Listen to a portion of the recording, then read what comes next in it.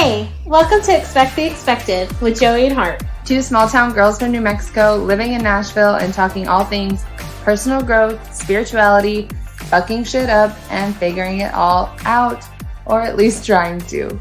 Today's episode is brought to you from East Nashville, where we are smoking on L'Oreal's again because we had some left over. It was a good time. It was a good time. We're just carrying it on. Hell yeah.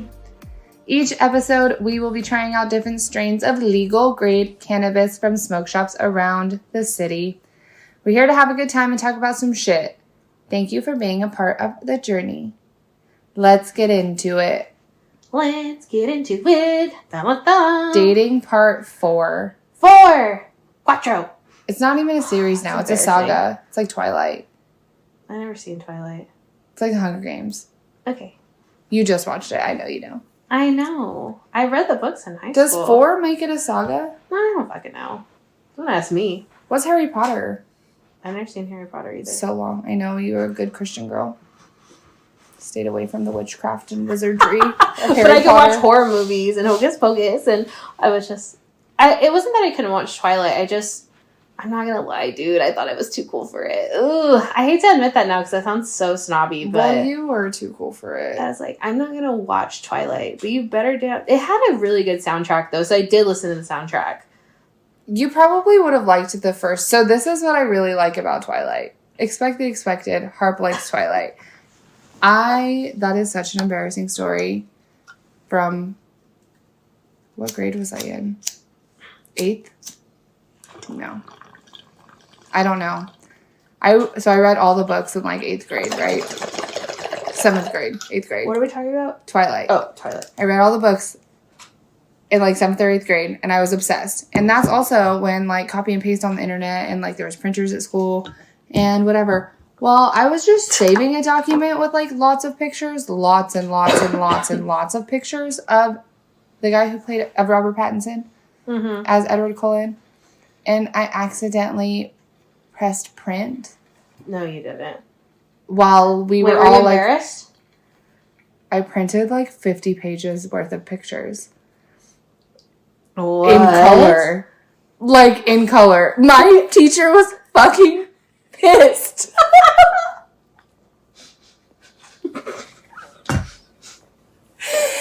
I get a little obsessive. I used to get a little obsessive. I haven't really got obsessed with anything in a long time, which is probably really healthy. But I loved those books. And I just, like, romanticized everything. And I loved the movies. The first movie's so low cost. And then, like, you can tell it made money because the rest of them are, like, better quality. Yeah. But I've thought about watching them now that I'm older, but I feel like it won't be the same. yeah, it might be too cheeseball. I watched them. Yeah. I loved them. And I watched them now and I'm like, oh, God. Oh my god. But that's love, baby. How do we even get on that? Oh, because we were talking about sagas and you said oh, Twilight. Shit, and I said, I've never sagas. seen Twilight. And you said Harry Potter. And I was like, I've never seen Harry Potter. And then I told one of my most embarrassing school stories ever. I literally was mortified. You what? I was mortified. What'd you do, though? When I printed off all those pictures. Oh, yeah. I thought you said wrote a story or something. No. Oh. I just printed off a lot of pictures in color. And I got in a lot of trouble. And it was also really pathetic. And everybody... Triple Webby. And, like, everybody saw. Like, all the kids in the class. They're like, this bitch is crazy. This bitch is crazy. I was like... I'm obsessed. Put them all on your wall. Yeah, I was like, well, do I get to keep them? That's the real question. I think she made me throw them away. Aww. What a waste. I was like, man, all that coloring for nothing. I probably liked the trash. I don't know.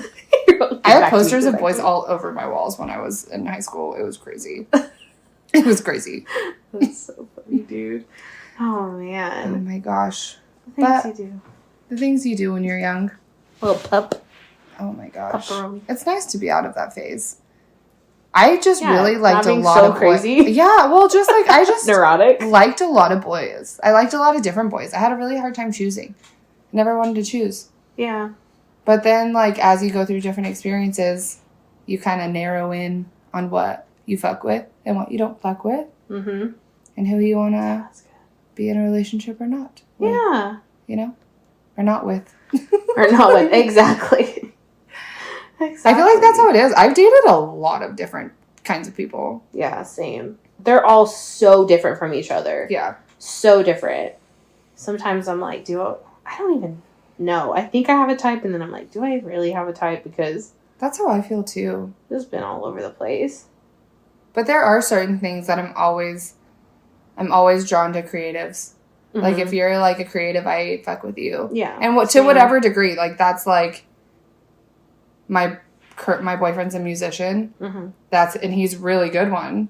And that's really cool. But I've also dated... No, well, I guess just musicians. No, I just like musicians. But I would date someone who was, like, a chef. Or, like, I don't know. Like, in the film industry. Or, like, a painter. Or whatever. I don't know. Yeah. People who have the creative juices flowing, I feel like I vibe with. Yeah. So that's something that I've learned. Because I've also dated people that were not in that realm. And it was harder.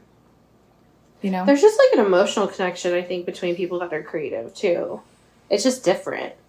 You know? And like you mentioned, it can be creative in really, like, all kinds of ways. Yeah. Carpentry. That's cool. Yeah, I think that all sorts of, like, gardening. Glass blowing. That's sick. Pottery. That's what you want to get into. I think that's so cool. Yeah, it is. I really want to do it. I just need to do it. Yeah. Fuck. I gotta do it. But trying new things is hard. It really is fucking hard. Because it's intimidating. I've talked about that before, but yeah. And so, speaking of trying new things, trying to be in a healthy, stable relationship is also fucking hard. Yeah. Yeah, so that's kind of what this episode is about, is just where we're at now, how we've grown from post-college. And we're always going to be learning.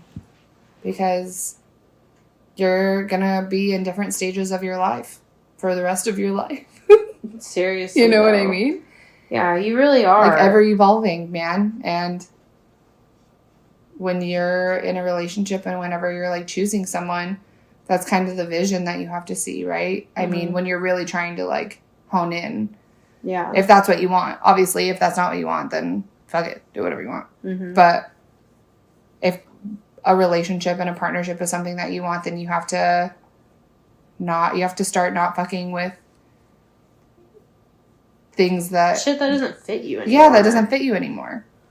I feel like that's kind of what happened, is I was on the crazy train, and I was like, I really need to jump off, but I can't see the bottom. But then I jumped off, and then my life got better. Yeah. I started, like, seeing the person that I'm dating now.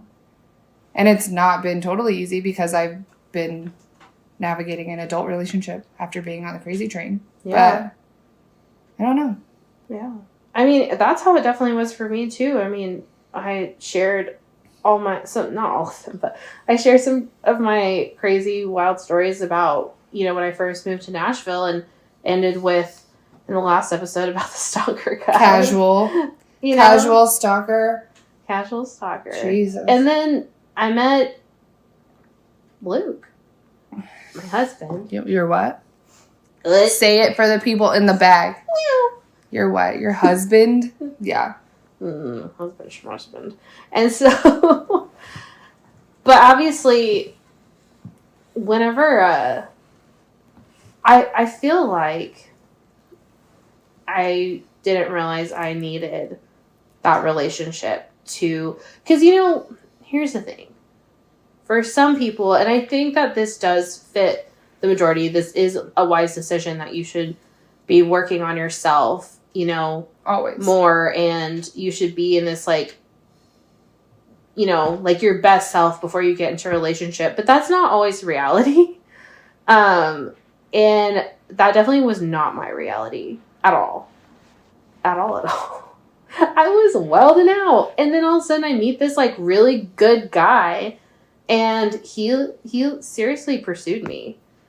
Why? I still don't know. I still don't know. I fucked up his whole life. It's fine. 4 years later. Still don't know.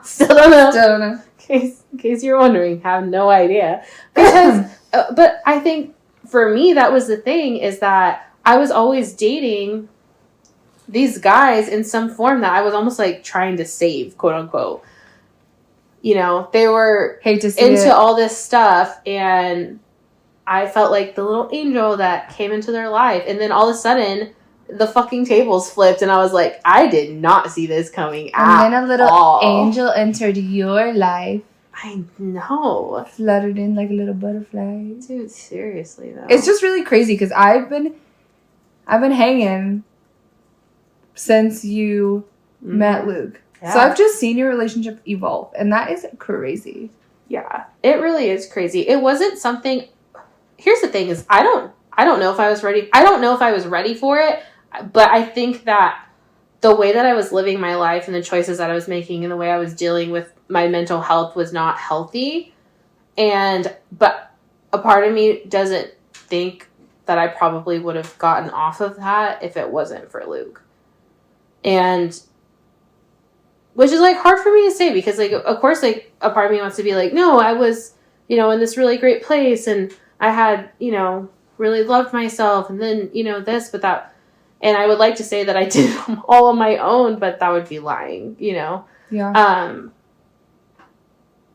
And a lot of things came out with Luke that I learned about myself in that relationship because it was just so different. He wasn't just there to fuck around. He was being legit, and I was like, what? Because I just wasn't used to it. Well, it's just such a difference. That's like how I felt too. At the beginning of my relationship, I even told you, I was like, just waiting for the dust to settle. I don't know. In most of my relationships, I've just been waiting for it to end. And I expect someone to leave when certain things like arise or whatever. Yeah. And then they just hang out and you're like, what are you doing? Yeah. You know what I mean? Like, what are you doing here? I know. And I put Luke through some hell. My mental health was not good because, I feel like I was numbing it. Really, when we talked about in the last episode about those high highs, I was just chasing those high highs. And so if I wasn't, way up there, I was very, very, very low. And so, and Luke comes in and he's just this steady stream, literally. And that was really fucking hard for me because I was just so used to up and down, up and down, up and down my whole life. And I had never had this steady life. Like I didn't have it growing up because of the situations that I was just born into essentially. And I didn't have it in college and I didn't have it, ever. And so here comes this person that's just on this steady stream and just keeps pursuing me and isn't going anywhere, even though I'm being fucking neurotic. I'm being crazy. And, having these meltdowns because I didn't know how to deal with my emotions. I had numbed them for so long. And then all of a sudden it's just like, I can't run away because I'm in a relationship with somebody. I can't just run away to the things that used to numb like my feelings. Yeah. And make me feel these really, really high highs, because that's like not what I'm doing. I'm trying to like be in this relationship. And I could have walked away from that. I could have been like, this is too fucking hard. Yeah. And so, and I think in a way of that, I learned a lot about myself. And it was the first time I didn't just like run away. But it was really, really hard for me for a lot of reasons. Like, it's crazy how someone can just like being there and just continuing to show up for you. If you're not used to that, then you don't know how to act. It's crazy. Well, it's just such a common theme for people who are used to chaos at whatever capacity. Like in relationships, in life, in both, or whatever, that when you get into that stable zone, you create your own chaos. Because that's what you self-sabotage because that's what you're used to. You know what I mean? Yeah. And I've seen that in my personal relationships. I have friends that say the same thing, that they finally got a stable partner and we're all just wild girls, you know what I mean? Like and they've had toxic, crazy relationships, and I've had toxic, crazy relationships, and so have you. And then you get into this relationship with someone who just shows up and is there, and then you fight and you are crazy, and then you wake up the next morning and they're just want to talk it out or whatever. They're still there, and you're just like, what the fuck are you doing here? Yeah. You're just not used to it, No. And it's like, how do you navigate that? And then that's when you really gotta go inward and be like, what the fuck? Why does this bother me? Yeah, and why am I reacting this certain way? Like, why is this making me neurotic? Seriously. It's really crazy. Yeah. I don't even know. The thing about mine and Luke's relationship, too, and he knows this, and he's obviously producing this, so nothing I'm going to say he's not going to know, or he's going to be mad at me, because I literally asked him, is there anything you don't want me to talk about? And he said no. And I'm still going to keep privacy, obviously, but I think there's some things to share, because I think that people think that, and I, even a part of myself thought that, marriage is going to fix everything, and, I'll be stable and it'll be, lawful and like permanent. But in reality, it's still really fucking hard, and, I think with me and him, I was just so wild before, and he wasn't. He went and toured with all these bands, but he wasn't sleeping with people. He wasn't getting all fucked up. Like, he did a lot of really cool things sober. Yeah. That's crazy. And so that just wasn't me. In my 20s, I was party girl for years. And so for him, I'm sure it was interesting. I that's what I don't mean, is he was like, okay, let's take this wild girl. It's because we spice shit up, and these boys are like, I kind of like it. I kind of like it spicy. I kind of like it a little spicy. Let's try it. Let's try it out a little spicier. Yeah. Like, well, you get what you get, man. That's the thing about the two of us, though, especially as we've approached relationships later on. I think we've both done this pretty well, is we kind of are just like, this is me. This is how I am. And you get to, like, if you choose this, that's on you. You know what I mean? Mm-hmm. Like, it's kind of like a take it or leave it. Because I spent so many years, like, trying to be a certain type of way, to fit a certain type of mold, to date a certain type of dude. Yeah. And then I got tired of it. And I was just like, you know what? Here it is. This is me. Like, I'm going to cry and be stupid over stupid shit. And some of my triggers are dumb. And I'm going to get a little spicy and a little mouthy sometimes. But I'm sorry. I don't mean to be mean. Yeah. You know what I mean? But, like, I don't know. And that's what I've been learning, is really just trying to understand the other person. Mm-hmm. If you're both willing to understand each other, then that, like, carries a lot of weight.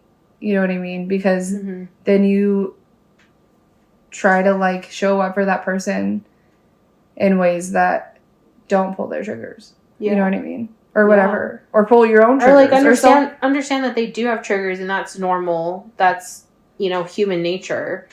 And so it's not getting so upset about it or even taking it super personal. And I think, obviously Luke's not going to talk about it, but I think he had to get to the point and realize it's not personal. It's just me, and when I was off, like, being wild and crazy and Luke wasn't, so when we got into our relationship, we didn't have sex for, like, the first year of our relationship. Yeah. Which is crazy, because I've never done that before. I've never done that before. And so, it's like every relationship I had been with, like, I had slept with him within, like, at least a month. Yeah. And so, even my high school boyfriend. And so, that was something that was different, because that's what Luke wanted. It wasn't something I necessarily wanted, but I don't know. Like, there was just something. I stayed. Normally, that would make me be like, fuck no, I'm leaving. But I couldn't. I know, it was crazy. I was just like, all right. When I went from catcalling onto Mumbria. Catcalling a stalker to celibate all of a sudden for a year. Yeah. But I feel like for me, that was really healing, just because of a lot of the trauma that I've experienced in my life. I feel that I didn't realize I needed that. Totally. Because I think I was relying heavily on that in a lot of other ways, like how I was talking about dealing with my depression and stuff, and utilizing that as a way to numb the things I was feeling. And then, so you take that away for a year, and I don't have this numbing agent anymore. And we had to learn how to be in a relationship without that. And I feel like I was able to learn a lot about myself through that. And he was able to learn a lot about like our relationship and how we were going to be. And then we finally did, like a year later. I know. Well, it was crazy because we were all living with each other during the pandemic. So me and you and Luke and then my ex-boyfriend. And we all kind of knew that it was going to be like a make or break situation. We all like knew going into it, our relationship is either going to further or it is not. Yeah. Because we were all just trying to figure shit out, as we always are, you know. Always just trying to figure shit out. Me or you had never lived with a significant other. No, never. And so I think that is something that not a lot of people could do, but because of mine and your friendship, I think it worked great. And it made me feel more comfortable knowing that we were all living together and it wasn't just me and Luke at first. Yeah. Or just, you know, you and your ex-boyfriend, because that's a really big commitment, especially when you've never done it before. Yeah, totally. And I think for you and I, it was just like, if neither one of these things work out, at least we still have each other. Totally. You know? So we all knew that. If you have a friendship like that and you like trust that person a lot, I would definitely recommend maybe trying that. Yeah, well, it worked out. Like, we found a house that had a fully finished basement that was a really cool area. Mm-hmm. So it was kind of like a split house. We basically just had to share the kitchen, but we did hang out a lot together. Yeah. And it was COVID times. We were just fucking drinking. Getting drunk in the living room watching music videos. That was pretty much... And playing games? And playing games. That was it. That's all we did. It was good times. But, yeah, so... That was the first time. So we did that. That was the first time we'd ever lived with a significant other. And then you ended up getting engaged. Yeah. And then I ended up breaking up with my significant other and then living by myself for a while. Yeah. And then you, like, moved in with your fiance and planned a whole ass wedding and did some, like, real adult shit, dude. Dude, I know. It was crazy. I was just like, holy fuck. Like, I was like, holy fuck. Dude, I'm, like, out here, like, fucking around and you're getting married and I'm just like, all right, we're doing this thing. And I don't know. It was just, like, crazy because it felt like a blink of an eye. Like, Luke had been around for a long time. But it went by fast. It went by fast. No, it really did. I was just like, what the fuck? You're getting married? We were just going out getting crazy together. You were just catcalling people. You're just catcalling people. Shaking your ass on Broadway, bitch. What the fuck? Okay. I guess we're getting married. I know. It felt like that for me, too. Just this big transition and life change that I was making all of a sudden. And I don't necessarily recommend this, but this is just how it happened for me. When we got engaged, I wasn't ready. I wasn't ready, but I guess I felt at the point, am I ever going to feel ready? I felt in a way I was, because here's the thing about me. I do self-sabotage very often. And so I've been really good lately, but before I would just always run away from everything. And so then all of a sudden I just felt in a way that, you know, you kind of make a choice, you know, and I didn't know how it was going to be sometimes, you know, but that day was just like beautiful. It was perfect. Your wedding day was blessed by the heavens. It was. And Chris Stapleton. And literally by Chris Stapleton. Yeah. Fun fact, when Luke went to go mail our wedding invitations, he went to just this standalone fucking mailbox to put our invitations in, and Chris Stapleton's wife and him pull up, and it's just them and Luke, and she was like, hey, can I just drop this one thing in there? Because Luke had a whole stack, and he was like, yeah, for sure. And then she was like, Luke, I'm sorry if I'm telling the story wrong, but she was like, oh, what are you mailing? And he said, wedding invitations, and she said, oh, yeah, I remember having to do that. It's such a pain, or something like that. And then Chris Stapleton rolls down the window of their vehicle, and he was just like, congratulations on getting married. And so Chris Stapleton blessed. So then we had to get married. So. Yeah, so then she knew it was the right decision. Okay. She said, I guess we'll go through with this thing. Had the most beautiful wedding. I cried like a bitch. Everybody cried. Everybody cried. Oh my god, I can't. I'm so bad I'm bad at everyone's wedding. But imagine your best friend getting married and you're there. You've seen the whole relationship from the start. You've seen the evolution. Now they're getting married. She's beautiful in a wedding dress. Hysterical. Hysterical. Add wine in there. It's not pretty.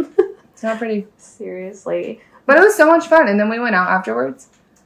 Yeah, we did go out afterwards. It was good times. To the country bar. And people came up to us and were like, did you guys actually get married tonight? And we're all, yeah. And so shots. So I got kind of fucked up at the bar. But expect the expected. Expect the expected. So yeah, we were engaged and we got married and I still don't know what the fuck I'm doing. And I feel, people are, oh yeah, they have this marriage, we got married and it's great and everything's awesome. And there are parts of it that are super awesome, but there's also parts that are just really fucking hard. And especially if you've, never have been in a healthy relationship and the person you're getting married to is your first, you're learning a lot of new things. Yeah. And just navigating marriage, I would imagine. And it's just like really choosing the partner. And it's just really a choice. Life is just made up of choices, man. Mm. And I think it's a really beautiful thing to just choose someone and continue to choose to grow with someone. Mm-hmm. And there's something really beautiful about someone having your back. Mm-hmm. You know what I mean? Yeah. Having a safe space and feeling like you can trust someone. Because when you have when you've trusted people that have not earned it or whatever, then you're a little bit more finicky with your trust. And so then it takes you a long time to like break down those walls, mm-hmm.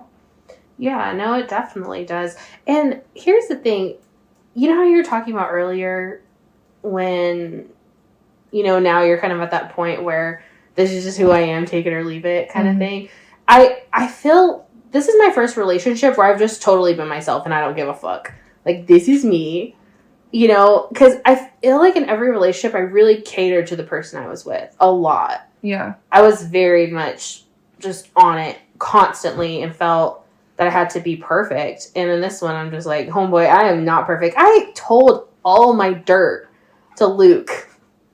And I think it was this mechanism to try to push him away. And guess what happened? There's a ring on her finger, ladies. Shit.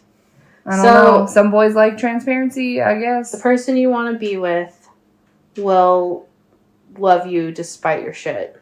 Yeah. Or will love your shit too. I don't fucking know. I don't know what it is. In spite, with, blah, blah, blah. Whatever.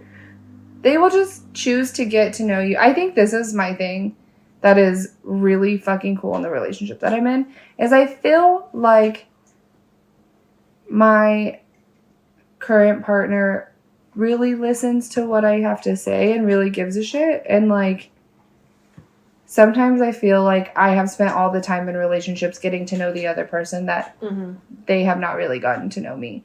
So like what I was talking about the last episode, like my neighbor boyfriend who was like, but I love you when I broke up with him. And I was like, you don't know shit about me. You at don't all. like at all. Like you don't know anything. And it's reflected in, like, we talk about Valentine's Day and how I don't really give a shit about Valentine's Day because I don't either. Because I've never felt like every Valentine's Day gift I've ever received has been something that I'm not into. Like, I got a bottle, I don't know. My neighbor boyfriend got me a fucking gift card to go get my, what was it? My concealed carry license. And roses. And roses, like Guns N' Roses, because he was super into guns.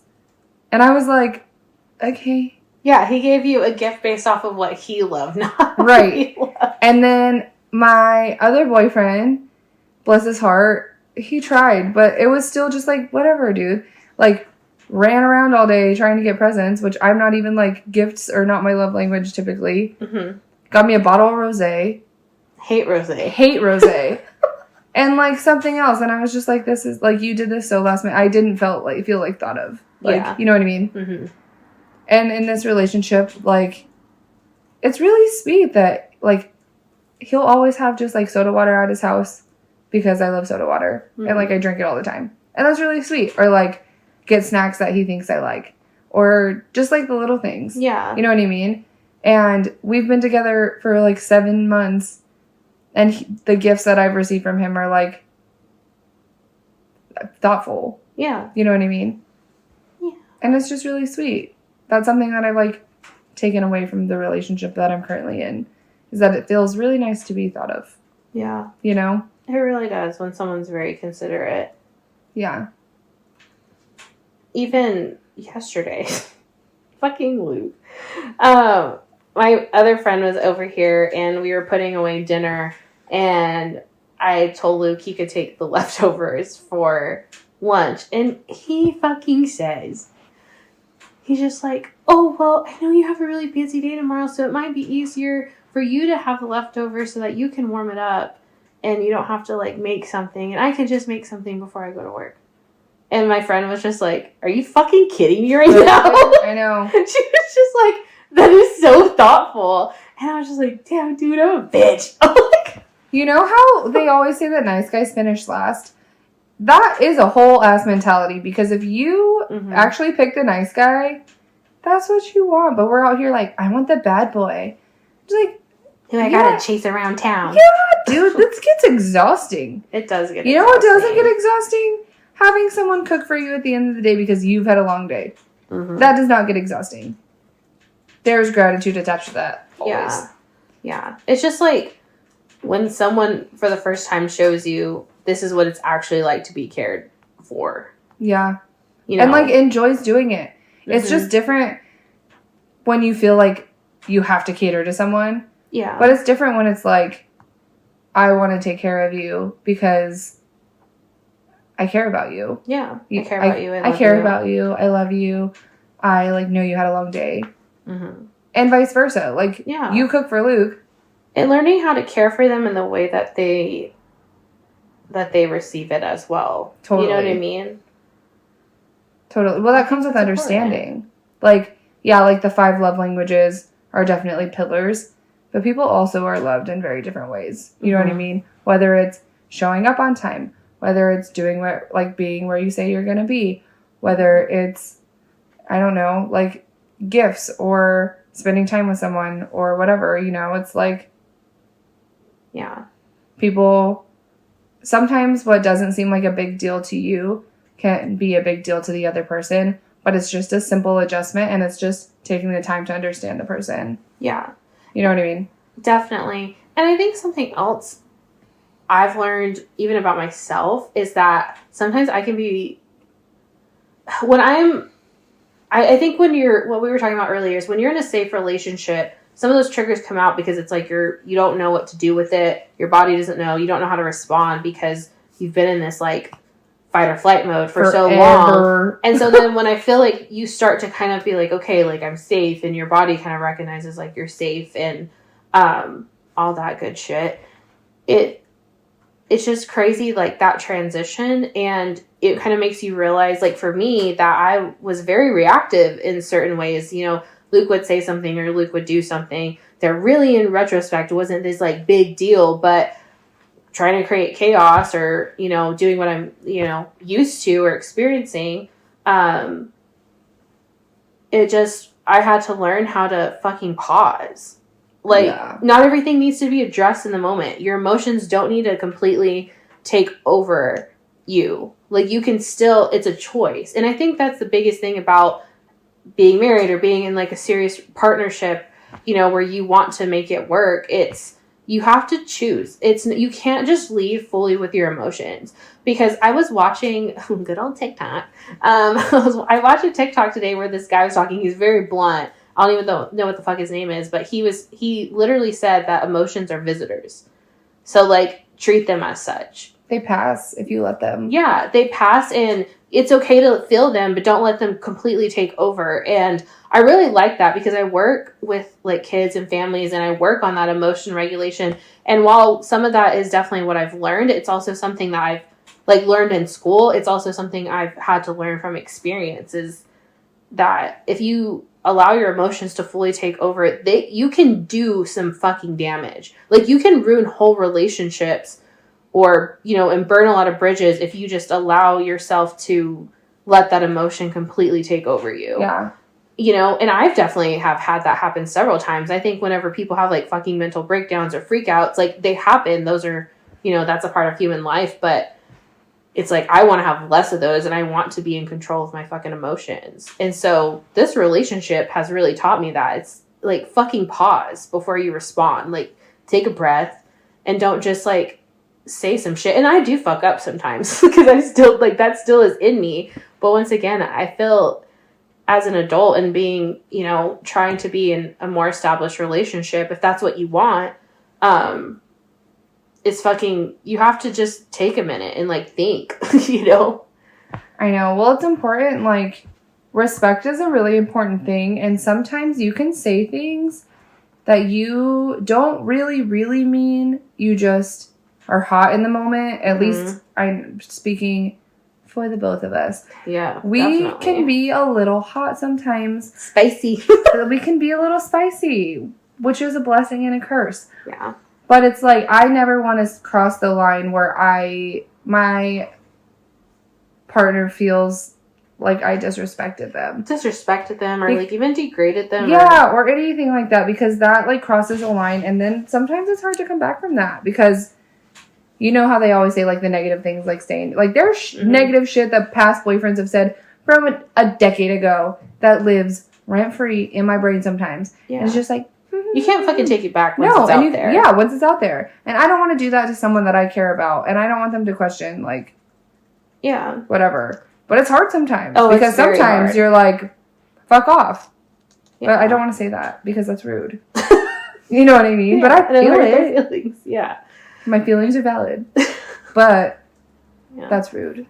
No, but I think for me too, it's kind of that thing you learn when you're little. It's just, I don't want that done to me either. I don't want to feel that way, so I'm not trying to, you know, make someone else feel that way either. Totally. Either just because I'm mad or just because I'm upset. And I think it's just really learning how to control your emotions and pause before you fucking respond, because communication is huge. And you can, if you communicate aggressively, or, you know, it's not, your message isn't getting across anyways the way you're intending it to. So you might as well just fucking wait. And I definitely do that. I've noticed, I've done that, and some people don't know. Some people want to keep pushing and pushing and pushing. And that is my thing that I can't fuck with. Mm-hmm. So I will literally remove myself from the situation because I know, because I've gotten to the point where I haven't removed myself from the situation and then it's blown up, you know? Mm-hmm. And I'm just like, this is not worth this. Like, let me just, like, go take a shower. I just need to be, like, by myself. Yeah. You know what I mean? For, like, give me 5 minutes. Mm-hmm. And I've had to do that in this relationship. Yeah. You know what I mean? And at first he was like, what the fuck? And I was just like, dude, it's for the better. Like, it's because, you know what I mean? It's just like just let me give me my space. Just let me have my space for a second. I swear to God, I'm not gonna like take off. I just need a minute. I just need a minute to breathe. Yeah. Because I get overwhelmed. Mm-hmm. And then when I get overwhelmed, I'm like a kettle. I'm like, like, and then I'm gone. You know what I mean? Yeah. And it's just like, that's a fire sign, baby. I don't know if everyone's like that, but I know. I will boil like a fucking kettle. And I just need to like cool off. Mm-hmm. Yeah. And then I can reassess the situation and come at it from a more understanding point of view and talk it out and all that good shit. But like you think more rationally. Yeah. Because I know when I'm hot, there's no rational thoughts like coming in my head. No. You know, you catastrophize things. And so you need a fucking minute to let those things pass. And I just think that setting those boundaries too, and realizing that, like you mentioned, like with your relationship, he had to kind of learn that this is for the better. I need this. Otherwise, it's not going to work. Yeah. You know, we're going to be fighting all the time. Well, because some people just want to fix it. And now he totally understands. You know what I mean? Mm-hmm. And he, like, if I say, like, man, I'm really tapped, I need a day. Because I've told him before, if I don't take time for myself to make myself feel okay and good, I'm going to be a shitty fucking girlfriend. Mm-hmm. I'm going to be a shitty friend. I'm going to be a shitty everything. Because trust me, I've burnt myself out enough and been a shitty friend and been a, you know what I mean? Yeah. So it's like, I'm doing this for the better. Like, just give me some space so I can just recuperate. Mm-hmm. And that's with anything, you know? And now he understands that. And him too, you know? I'm like, you can't, like, he's a musician in Nashville. Mm-hmm. Like, he stresses himself out. Yeah. And I'm like, you gotta take care of yourself in order to take care of me. Mm-hmm. You know what I mean? Yeah. And that's something that I've, like, learned from much trial and error. Right. But I don't know. It's just growing, man. Yeah. And it's just learning every day. Yeah. You know, and that for me is with Luke is, I know he's good for me, and I know I've really struggled to let go of my old life because that's what kept me afloat, kind of. Like, I was drowning, but you're breathing, kind of. I was breathing sometimes, you know, and so it was hard to let go of that. It was hard to transition, and you know, and it's still something that I have to choose every day, and I have to essentially just fucking make a decision and roll with that, and knowing it's like better for me. Yeah. You know, this is better for me. This is like what I need, and this is good for me. And your tendency is to fucking go off the deep end, take that swerve. You know what I mean? That's why I never judged you when you took that swerve. Like, I mean, it was a rough ride, but I've been there. I've taken that swerve multiple times. And so it was just kind of, do I want to do that again? Do I want to go down this road again? Because I've been here a time or two. I know these back roads like the back of my hand. But it's just, it was and you time. know the cliff is coming, though. Yeah. Like, it always does. And so it's just save yourself the fucking misery, you know? And yeah. and I am, like, I'm in a lot better place. You know, I'm not perfect, and it's not something, you know, I'm still learning, but having, like, a really supportive partner is definitely not something that I'm lacking. And I'm very grateful for that. And it was a long road to get here. And some people are still on that journey, you know? And it's not to say, like, who knows? Like, me and Luke are in it for the long haul, but if something happens, like, it's life, you know what I mean? And I think that's what you just have to do what's best for you, whether that's staying in a relationship or leaving a relationship. I think that's about being an adult and dating for me, is that you got to know when to go and you got to know when to stay and stick it out and fight, you know, too. And it's really just the only choice that you can make. You can't live your life out of obligation for other people, you know? And I think that's important for people to know, whether you're single, in a situationship, married, you know, you do got to be considerate of other people, but ultimately, like, being true to yourself is, like, what's gonna, you know. And that's what, like, helps a relationship grow, too, is, like, if you're true to yourself, then that gives you the ability to love another person. Yeah. And choose another person. Mm-hmm. You know what I mean? Without, like, resentment or whatever. You just honor yourself and honor the season that you're in. And who knows, before you know it could be like 30 years. Could be. So, who's to say? Who's to say? But all good things. I mean, I just think that there's really great things to come in both of our lives, and we're trying to just navigate that, you know? And we're always learning, and people will always be learning, and I'm sure we'll talk about relationships a million more times. But this is technically the end of our series for now. Our saga. Our Twilight saga. To be continued later with, like, future updates on our lives, and we'll be around for a while. Thanks for hanging out. Yes. Fucking around. See you next time.